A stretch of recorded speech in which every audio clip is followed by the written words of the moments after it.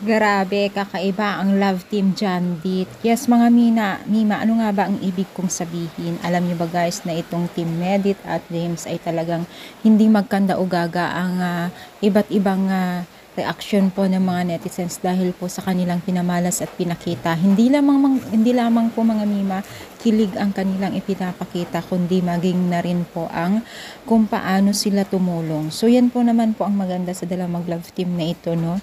Hindi yung kilig lang ang kanilang pinamalas at ipinapakita sa mga netizens na talagang nagsusubaybay sa kanila.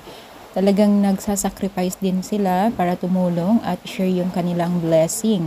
At syempre may mga kasamahan pa sila na talaga naman pong handa din na nag-guide sa kanila at tuloy-tuloy yung kanilang blessing at pinapamalas na ipinapakita ngayon kung saan talagang marami pong napapasaludo sa dalawang ito dahil kahit sobrang busy nila ay may panahon pa rin sila upang tumulong din sa mga taong nangangailangan ng tulong kagaya ng sila noon na talagang hirap din sa buhay. Pero ngayon guys, sinong mag-aakala na sila naman po ang nakasala ngayon para tumulong at mag-share ng kanilang blessing na natatamo ngayon. At kita nyo naman po kung gaano sila kasaya at kung paano nila sinusuportahan ng bawat isa sa kanila. Congratulations sa dalawang Team Jamdit dahil nga po talagang pinagpala po ng Panginoon ang dalawang ito. At syempre, kung ikaw ba ay nananatili din po sa Team Jamdit, syempre i-comment down at kung saan nakarating ang ating